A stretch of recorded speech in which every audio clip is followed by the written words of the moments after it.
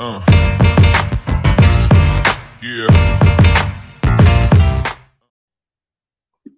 What's up? Welcome in GC Live Monday episode of the show. Chris Clark, Wes Mitchell, breaking down South Carolina's 41-20 loss at Tennessee. We're going to hit on anything and everything having to do with that game as South Carolina rolls into the bye week, sitting now at 2-3, 1-2 in SEC play. First of all, I'm going to tell you about our friend Clint Hammond of Movement Mortgage, clint.hammond.com, 803-771-6933. If you want more information, again, just head on over to clint.hammond.com. Good friend of the show, also a good friend of mine personally. Great dude, great Gamecock, huge supporter of South Carolina athletics, and of course the show right here for actually over 2 years now. So shout out to Clint and Movement Mortgages that mean more. His NMLS number is 71597. You can also reach him on his cell phone, 803-422-6797, or you can just send him an email, clint.hammond@movement.com. Again, if you are in the market for a new home or maybe want to look into refinancing, give Clint a shout. He'll talk to you about all of your options there. And also, right off the bat, Chris, let's go ahead and thank our friends over at Liberty Tax. Overcome your tax anxiety, 803-462-5976 or 5576. Let me correct myself, 803-462-5576. If you are, everybody's got to do their taxes. So if you want to get a head start and get a feel for what might be ahead for you, go ahead and call our friends at Liberty Tax, and they can come up with a tax plan for you, just like they did for Chris Clark and his family. Yep, Larry and his team do an outstanding job. Absolutely no tax anxiety in the Clark household because we have met with Larry. We have talked with Larry via phone. We have emailed with Larry. We have texted with Larry. That shows you the commitment to customer satisfaction that he has. He's super helpful. He's super knowledgeable. We feel great having him on our team, Wes. So hit up the team at Liberty Tax, Larry, 803-462-5576. We definitely appreciate both of those awesome sponsors, and we appreciate you for joining us. Gamecock fans, I know a little bit down, maybe a little bit hurt. This is a game that, I believe was going to be tough to win going in, even though I did, looking back for some reason, pick South Carolina to win the game. I think we all knew it was going to take a great effort from South Carolina, that it was going to take a game where they played well. I thought they were going to have to win the turnover battle fairly handily. They did end up winning the battle, but and even stole another possession on a fake punt, which, some of the things you needed to happen if you were South Carolina, just from an execution standpoint, happened. Now, some of the things that I call more just like throughout the course of the game type things, such as, can you consistently protect your passer? Can you get a consistent running game going? Can you tackle in space against an offense that is built to make you kind of force you to tackle in space? Just to me, Chris, it was one of those games, even when it was it's still a 14-point game in the second half. It just felt kind of like Tennessee was in command. You kept waiting. Can South Carolina get another big play? They had, of course, the long touchdown run by Mario Anderson. But other than that, I thought Tennessee, after giving up so many big plays to South Carolina last year, just did a really good job of limiting South Carolina's explosive plays, which is something their offense has been really good at for most of this year. Yeah, and there's a ton to unpack from the game, Wes, but I keep going back to this one particular play, and that is right before the half, you have South Carolina with a third and long. Was it 3rd and 22? Is that right? It was a 3rd and long, backed up in their own territory. And you go to throw the football, right? And you give up the pick six. And that was an absolute backbreaker, I think, in this game, because at that point, Wes, you were down just one touchdown. Now, Shane Beamer has explained this afterwards and said that in that situation, they trusted Spencer Rattler. They did not want to have to punt to D. Williams. We knew he was dangerous. Pete Limbo talked about how dangerous he was last week.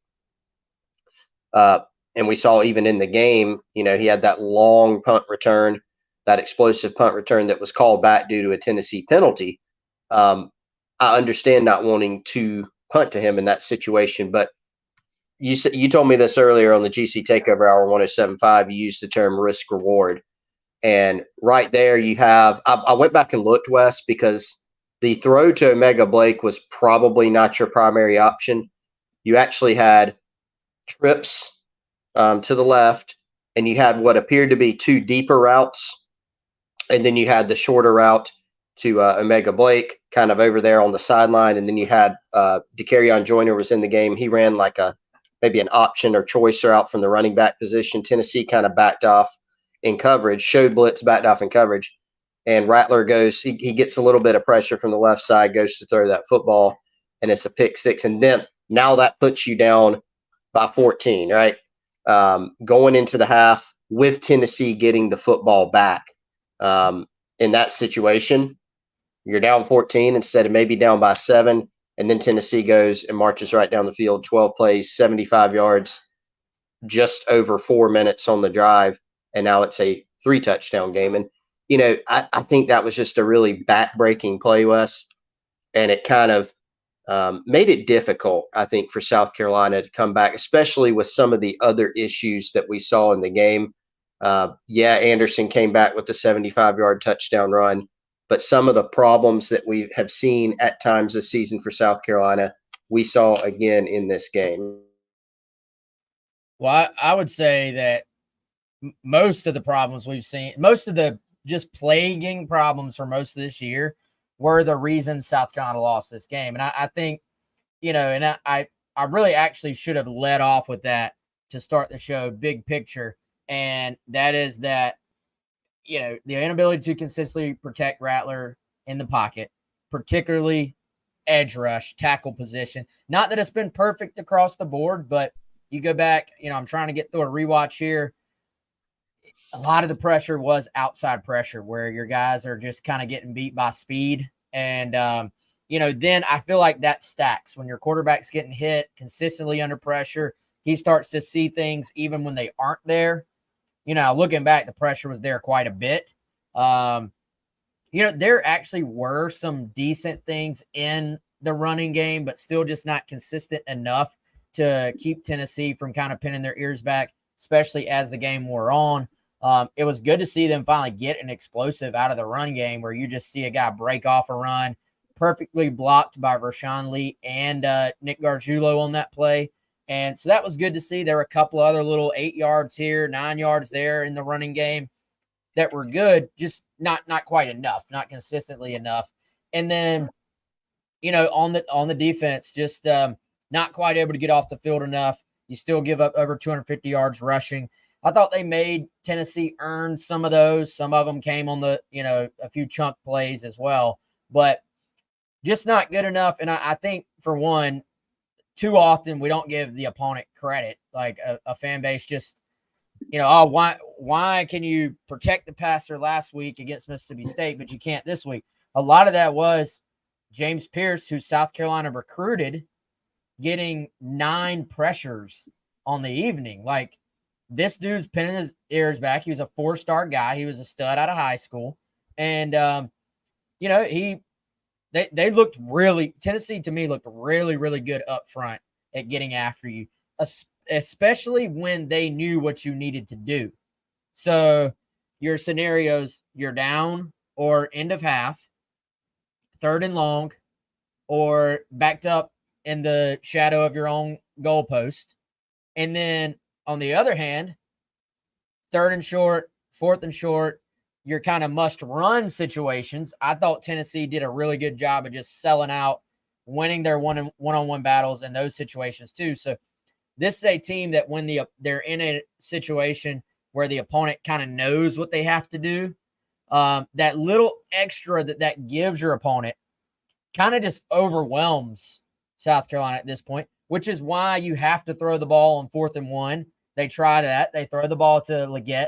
It looks like it's there, but the throw is just a little bit off. If he can lead him upfield a little bit more, it's a first down. But that's where just kind of all the things you have to do because of going back to the initial issues all the other things that it creates is why you're in that position to where you're not just saying, look, run it up the middle, first down, let's move the chains.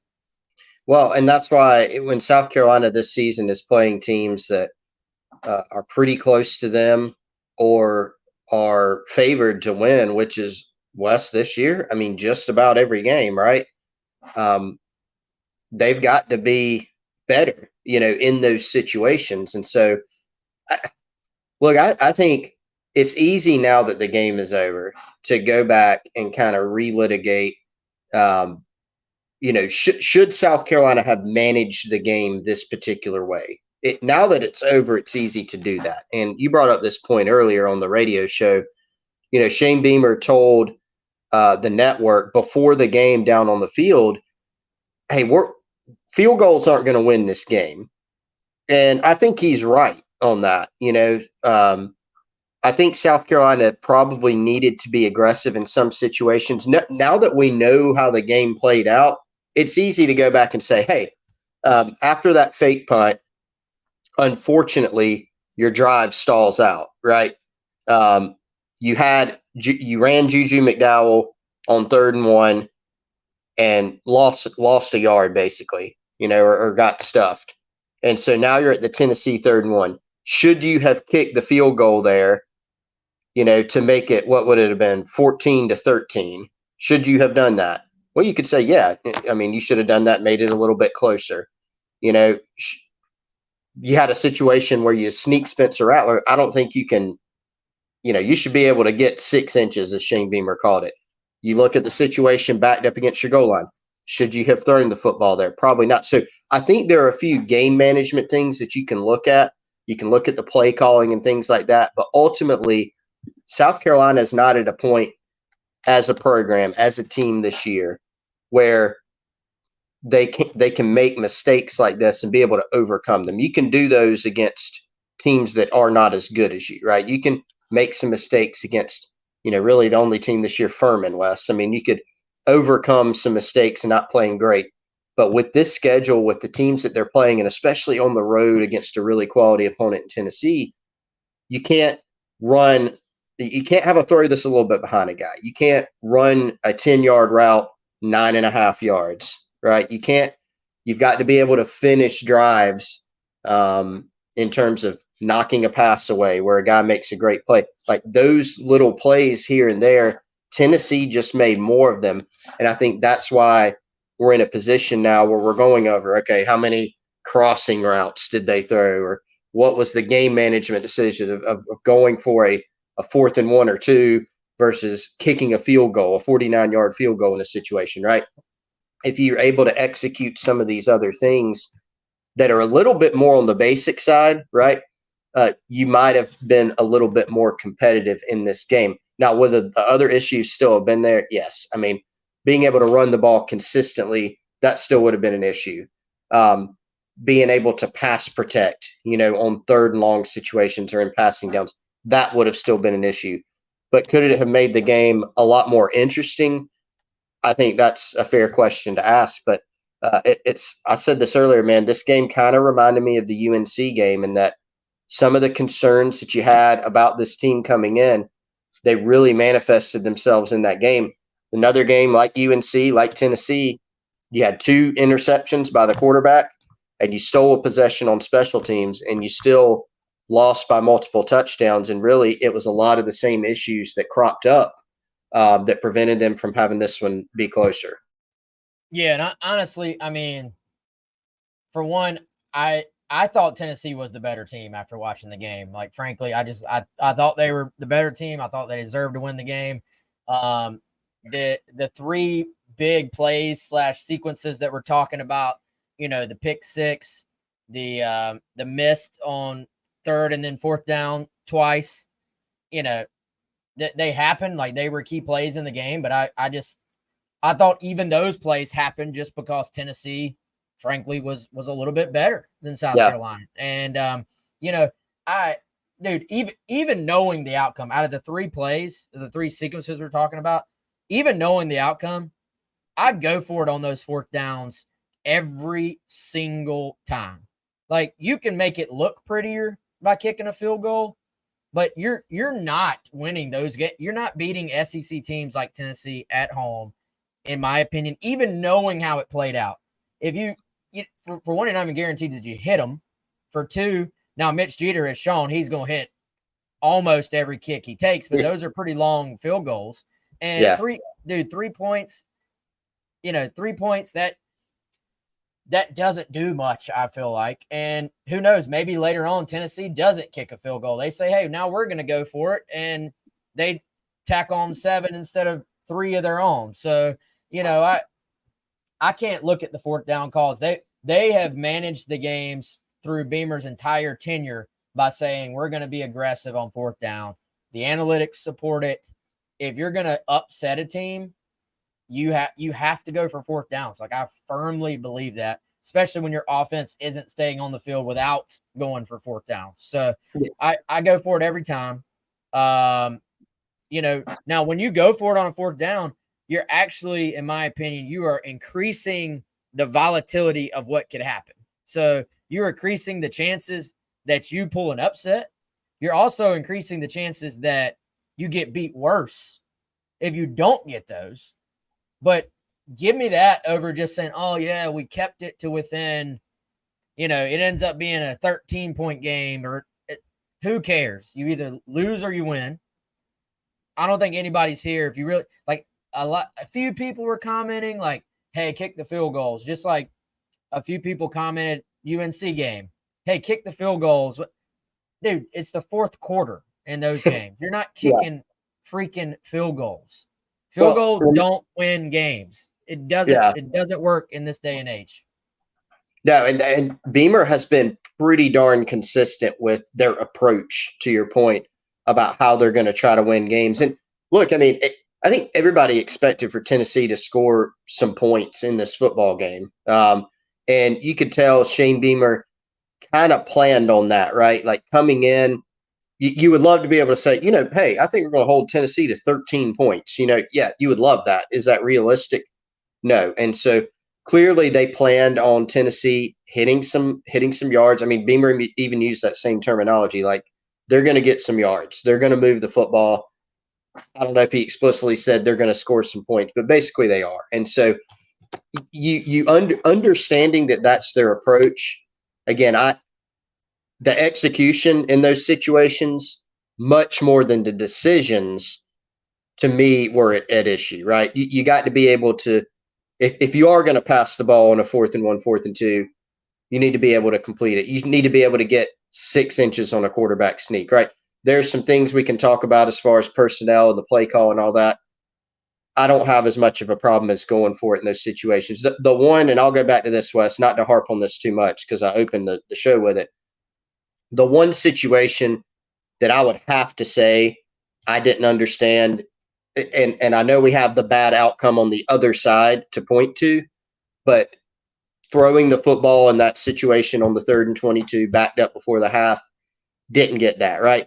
Especially because I think you go in with a coaching point of, hey, even if you move up in the pocket and take a sack there, right? You want the clock to run, but on 3rd and 22, if you're throwing a short pass to Omega Blake, even if that's your 3rd or 4th read, and he got the ball out pretty quickly, there probably needs to be a coaching point. And maybe there was, and it wasn't conveyed or executed. You got to either throw the ball out of bounds, eat it, do anything but what happened, right? And so obviously that was a play that went sideways that everybody would like to have back. I think to avoid that, to go back to your phrasing, Wes, of risk reward, that's probably just situationally a play you want to go in the other direction. Now, does South Carolina win the game if they just punt there and they go to the locker room down 7? I don't know. But what I do know is that play did severely hamper their opportunity to be able to stage a comeback. Again, they would have been down just 7 at the half. Would Tennessee have come out and had a 75-yard drive to start the second half still? Maybe, probably so, right? But then you're still in a better situation than you ended up being in. Assuming that Tennessee does not score before the end of the half as well, right. If you punt it away. So.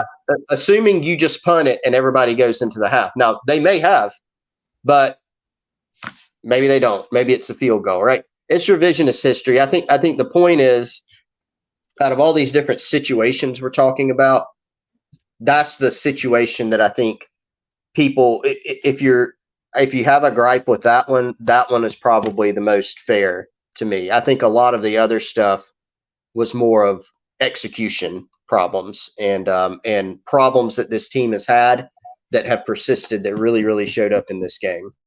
Yeah, I mean, coaches aren't perfect, man. Everybody's going to make mistakes. You're going to have decisions you look back on. Sometimes you make the right decision, the outcome is wrong. Sometimes you make the wrong decision, the outcome is right. In this case, that's the one out of the three that I'm with you, man. I don't think it was the right call. You probably just throw a quick screen to the outside or just hand the ball off. No, and I even understand it felt like the Tennessee Avalanche was about to kind of start, because you're sitting there going, man, they're going to get the ball back. This is a very important drive. They're going to get the ball to start the second half. We got to stay on the field here. Let's go down and get 3 and take some momentum into the half. Like, I get the draw to want to do that.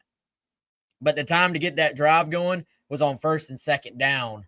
And once you got into third down, hey, Chris, even if this is a different offense, if this is an offense where you're sitting there saying, man, they haven't pressured Rattler all day long, he's just been picking them apart, that even changes the calculus, I think. Like, if I feel good about, hey, I'm going to drop back, I'm going to hit him downfield again. If this was last year, you know, they hit a deep dig route on Tennessee twice on 3rd and long, where they dropped back, they stepped up in the pocket, and Rattler threw 2 dimes, 2 darts in there. If this was that, then yeah, I get it. But this was not that. You had seen it start to pile up. You'd seen the pressure piling up on Rattler.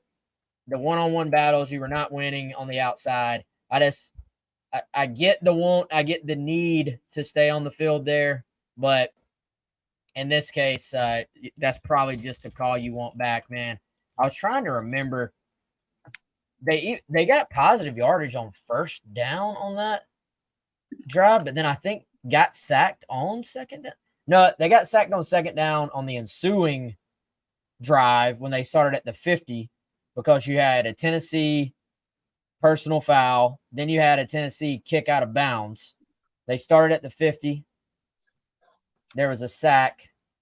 I'm trying to remember what even led into the 3rd and long that led to the Tennessee touchdown.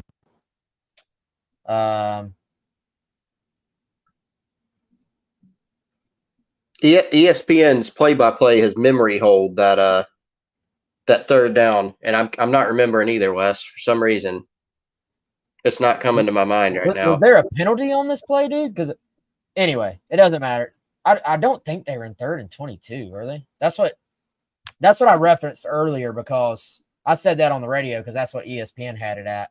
Yeah, that's what I said earlier.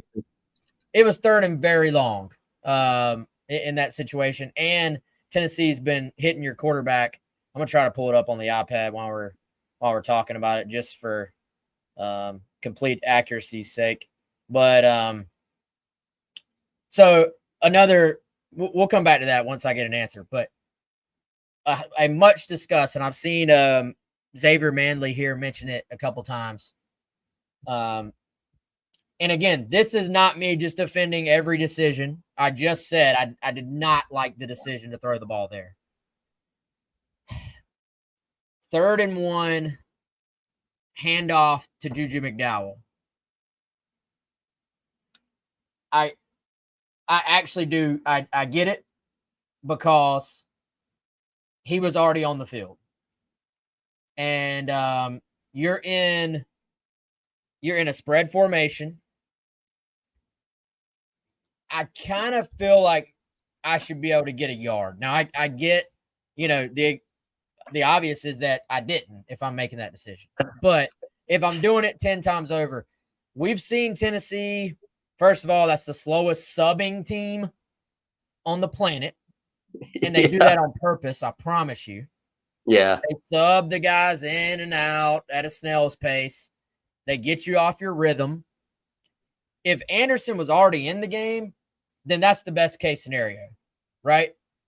But he wasn't.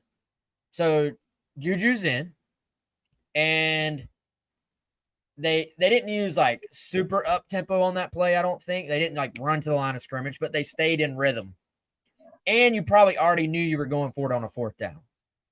So I get 100% the argument. I've said even before Mario Anderson was playing that I thought he should be your short yardage back. Mm-hmm. So I understand the argument. Perfect world scenario, you sub him out. But if you sub him in, then you're probably, all right, are we going goal line? You're letting them put in some of their run stuffers. We saw literally later on South Carolina in a 3rd and short with Mario Anderson in the game. They run the football. They get stopped. Then anyway, that was right before the 4th down quarterback sneak in the other sequence. So we have evidence Juju did not get the yard for the 1st down. We also have the evidence that it didn't matter the next time you're in the exact same situation. So, and then, a couple people saying, can you get Juju on the edge there? If you run Juju on the edge, everybody's saying, why did you run the ball on the edge on 3rd and 1? So, yeah. And most of the time you should be able to block for 1 yard. Yes. If you have, excuse me, Wes, full disclosure, everyone, I'm under the weather. So if I start having a fit and disappear, that will be why. That's the bottom line, Wes. It goes back to what I said earlier. The margin of error for this team is so low that's why we're analyzing which back was in on a 3rd and 1. Now, those things matter because for this South Carolina team, they're not good enough just to have, they can't cover up mistakes, right? Very well right now. They're not so dominant that they can just bring a C game and win football games. They're not. They're not good enough at this point. And actually, there are very, very, very few college football teams that are. I mean, Georgia brought probably a C game west to Auburn and almost got beat. I mean, it came very close to getting beat. So that's why we analyze this thing. It goes back to you should be able to block for a 3rd and 1, and Juju McDowell should be able to get a yard, or Mario Anderson, or DeCarrion Joyner, or heck, even DJ Braswell or Wes Mitchell. I mean, you should be able to get a 3rd and 1. You should be able to get a 4th and inches, right? You should be able to get those things. And the fact that they can't is why we're analyzing, okay, who was in the game and things of that nature. So, but that's kind of where it is. When things go wrong, we are left to analyze what could have been, what could the call have been different, what could have been done differently in the situation. The reality is you'd like for South Carolina to get to the point where you can just line up and run the football. And we saw a variety of situations where it didn't work, right? We saw the Juju McDowell situation. We saw Mario Anderson come up short. We saw Spencer Rattler come up short on a quarterback sneak. We saw them come up short passing the football on a 4th and short. We saw basically not every scenario you can think of, but we saw multiple ones, and they failed all those tests, right? And that's why they were, not all of them, they failed almost all those tests. And that's why when you go back and look at the numbers, they were so poor on 3rd and 4th down. And that was a huge factor in the game. And one of their third and longs, they go and they pass the football and they give up a pick 6. I just rewatched the sequence we're talking about, the Juju one, and so they completed a pass to Tyshawn Russell just short of the sticks. Is that what Beamer was talking about? Somebody running the ball or running a route short of the sticks when you need them to get depth? Is that the play he was talking about? Or another one, Wes? So there was you're going to have to jog my memory. I believe there was a 4th down throw to Xavier Leggett where he ran the route short of the sticks. Okay, yeah. And I was thinking, now it could have been both, but that's the one that really came to mind for me because it was a critical one. That's the one I thought of. Yeah. Now this, let me make sure I got all my details. This is a 2nd and 8, and it's about a 7-yard route and throw. Now, they're in empty, rush is coming in, Rattler has to throw the ball early. Like, I just watching it, maybe on a piece of paper, this route is supposed to be deeper. In reality, they kind of did everything they could just to get this ball complete, just to give them credit. Like, games aren't played on paper. We know that. But so South Carolina stays in 3 receiver personnel. They do actually bring some tempo. Like, they line up fairly quickly. Tennessee they get lined up, but they're really not in. That keeps them out of a run box. Like, there's a safety creeping up. The safety doesn't even factor into the play. The line on the left side is just pushed back. Like, it kind of is what it is. I don't know anybody, and I wish I could just cast this to the screen and show y'all, but the second we do that, they'll kick us off the stream. But the right side actually blocked it pretty well. The center and the right side blocked it pretty well. Left side got knocked back, and it is what it is. So I feel like that's something we've all kind of maybe circled, like, oh man, why was Juju not in the game? Like, I think it's almost a red herring. Like, I don't really think it's like, this sequence is huge. You needed to stay on the field. I don't know if the personnel at running back, we see teams do that all the time, where you stay in the same formation, same personnel, just so you can keep your opponent, keep the defense in the same personnel as well.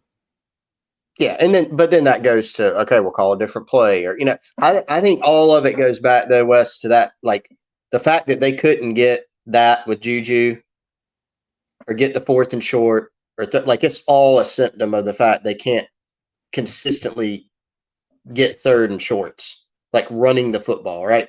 We saw them pass the ball on 4th and short. That's because they don't think they can line up and run the football. And they're right, because there's plenty of evidence. If the coaching staff believes that, there's plenty of evidence that they have not been able to. So that's the bigger underlying issue. Xavier Manley West, by the way, he did his film study.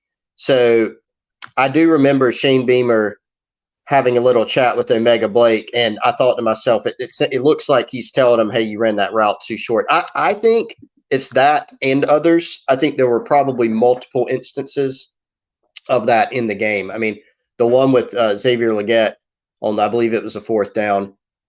To me, now, maybe it was called that way. If so, that's another issue. But the route was definitely short of the sticks on that one. Are you talking about a downfield route, or the 4th and 1 where he's just in the flat? Yeah, the one in the flat. Yeah. And as Tennessee breaks off a run on my replay here, he definitely was short of the sticks on, but I don't. That's kind of a play where you're kind of feeling where that defender is too. I feel like, and usually you're trying to get to the 1st down marker, but you're trying to give yourself space so that, like, I feel like in a perfect world, that throw kind of leads him upfield.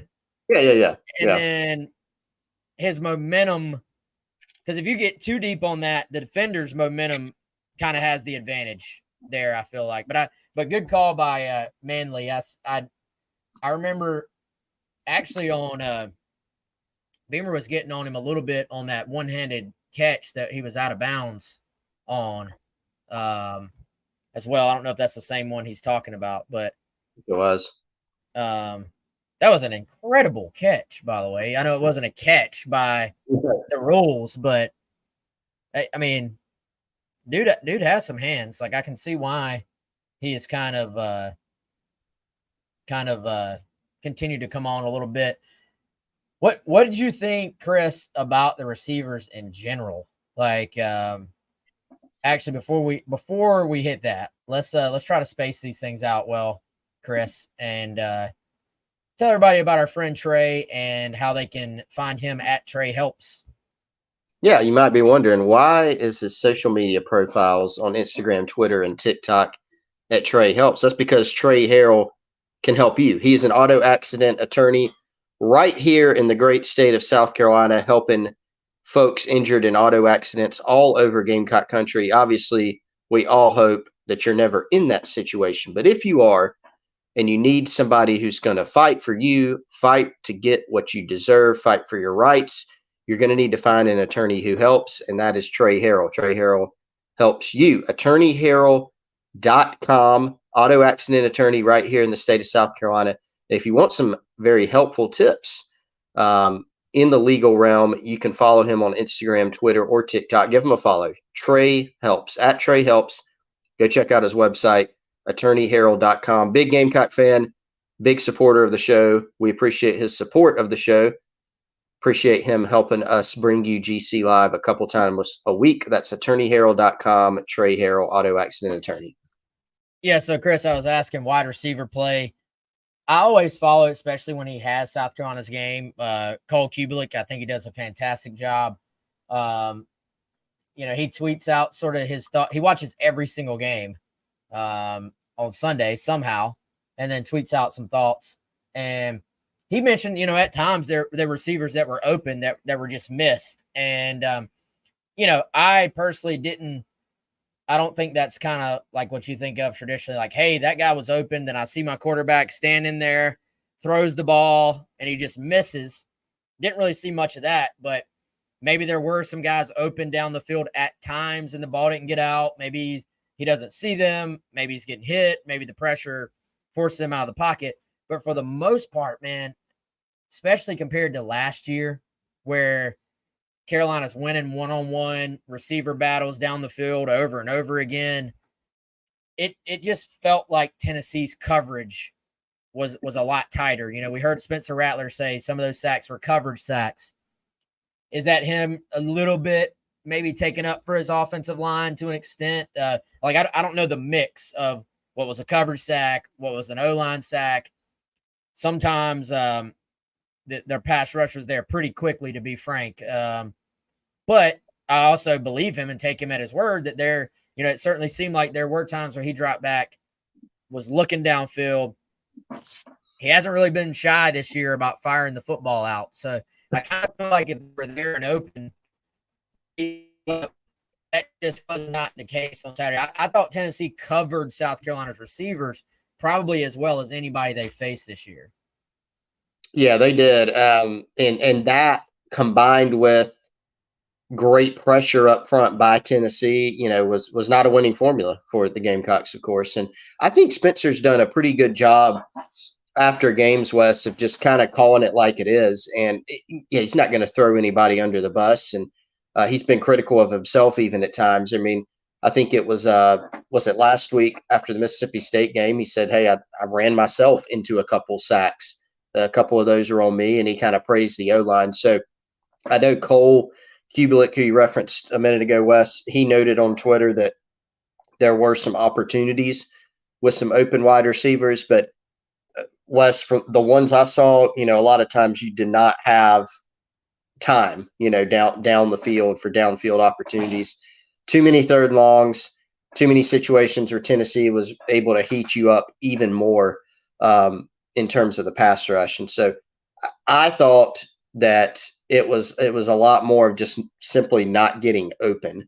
And I think Shane Beamer referenced that in his post game too, right? And that's why he's talking about trying to get more wide receivers ready to play. You had a Marion Brown out there.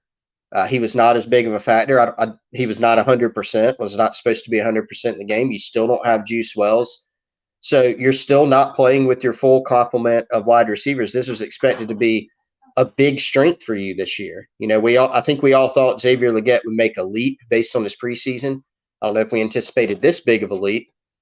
And then you thought you'd have Juice, and you thought you had AB, who had a big spring, a big preseason as well. And those things have not gone according to plan. So what that means is you got to get some other guys ready. And Wes, it's hard to do that given the issues that you've also had up front. I think those things are kind of really in conflict with each other. It'd be easier to be able to bring along some younger guys if you had A, a run game, and B, better protection up front. And so all those things need to work in concert. It's not as simple as just saying, put some other guys out there and boom, things will be fixed. Now, it is necessary for them to get better in these areas. They do need to be able to run the ball better. They do need to be able to protect better. They do have to bring along some receivers. But how they do that, I think, is a big challenge. And there are other challenges ahead, Wes. I mean, I was just reading another stat from Cole. I think it was from Cole. Texas A&M, one of the few FBS teams since 2008 that's had 15 tackles for loss in back-to-back games. They did that against Arkansas and Auburn. And so, of course, the Aggies on South Carolina's schedule. South Carolina struggled a lot with negative plays. So you can see these things continuing to be an issue if they don't find some solutions. And getting healthy, man, is one part of it, right? But it's only one part of it. Yeah, a huge part of it, but some of these things they're just going to have to kind of fight their way out of. Like, you can keep bringing guys along, but offensive line issues it's going to take development. I think a guy like Tree, he's a true freshman, man. Like, he has held his own, and that was certainly, I'm sure he would say, a forgettable game on Saturday, but he's going to be fine. I think that was his kind of welcome to the SEC moment, even though he held up very well against Georgia, very well against Mississippi State.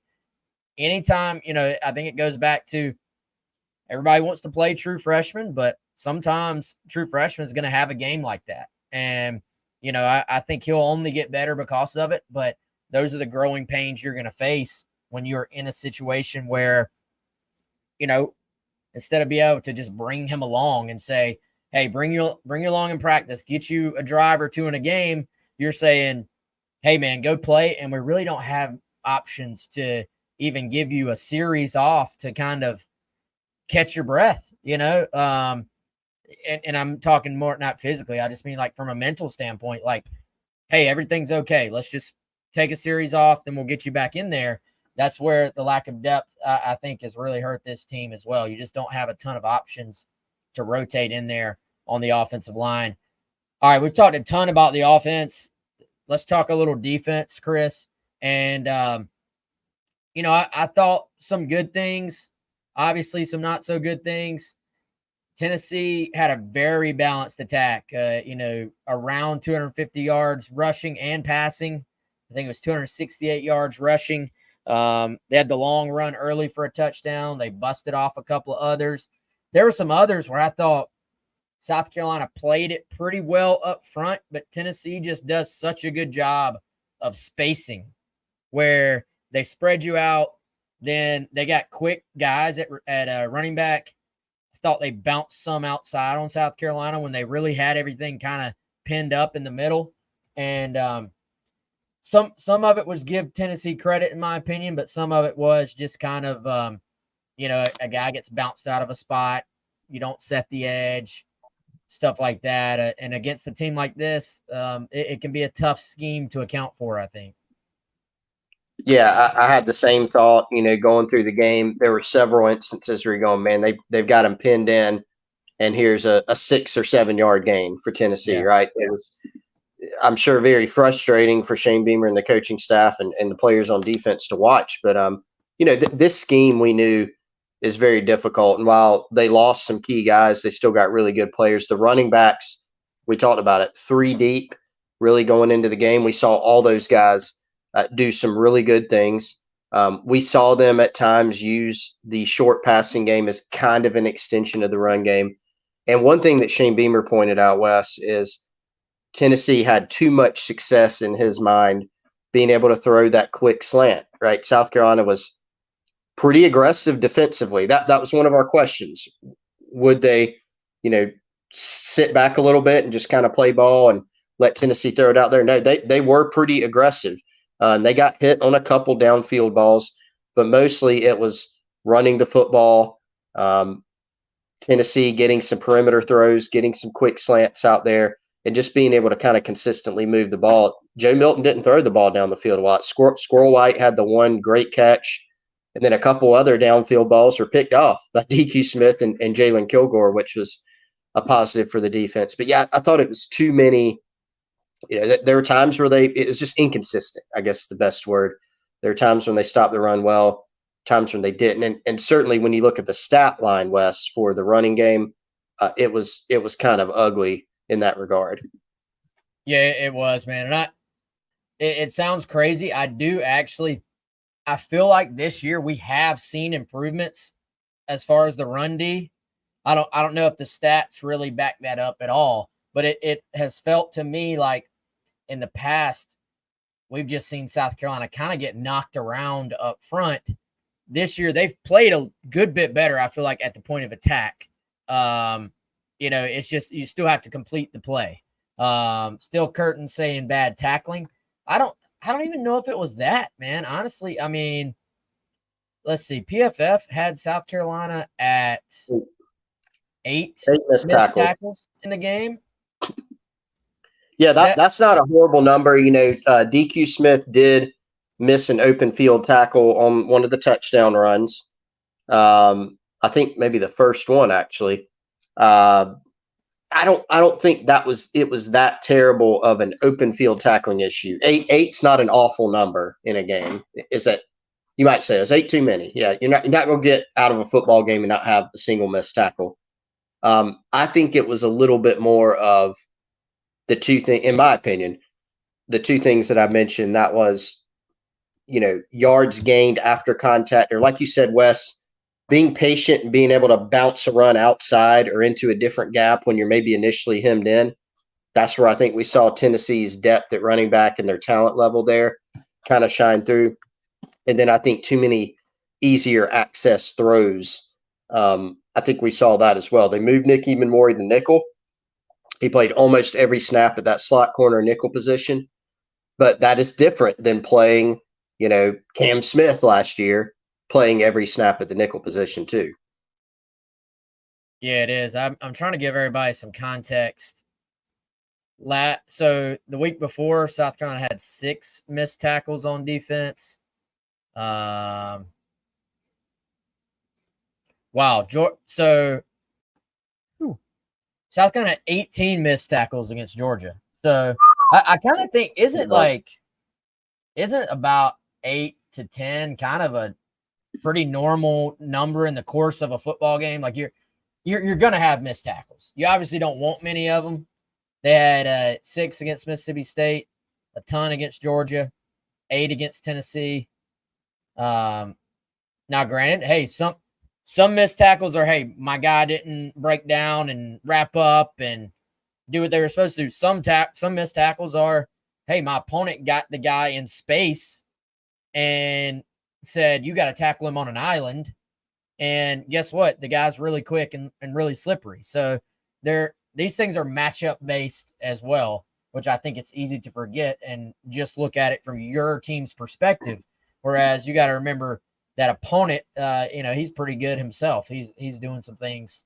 He's playing at the SEC level too. So I don't know, man. Yeah, go ahead. I mentioned the, aside from, and 5 missed tackles forced by Tennessee's running backs, but I mentioned the yards after contact, stat they had per PFF, that 133 yards after contact. And that was a combination of that was on all their rushes. Squirrel White, I think, had a rush in the game as well. But their running backs basically had 130 yards after contact. So I think that was even bigger than a missed tackle, in the box. I know on the DQ Smith play I referenced, that was a pretty big miss because there were a lot of yards after contact after that one. But the yards after contact, I think, even bigger than just the missed tackle metrics, right? If you miss 6 or 8 tackles and you're limiting the yards after contact, that can be an okay number, actually. But that 133 yards after contact, that's not as good of a number. Dylan, Tennessee fan, coming in peace, it sounds like. So we'll throw his comment up here. He says it helps a lot to have 3 running backs that can dominate at any time. He says we being Tennessee in this case, we subbed our running backs as soon as they got gassed and kept pounding the rock. Yeah, I mean, I think that's a valid point, Dylan. Three backs that can all that just all have a great skill set. I feel like they can run through tackles, they run to daylight, good vision, good speed.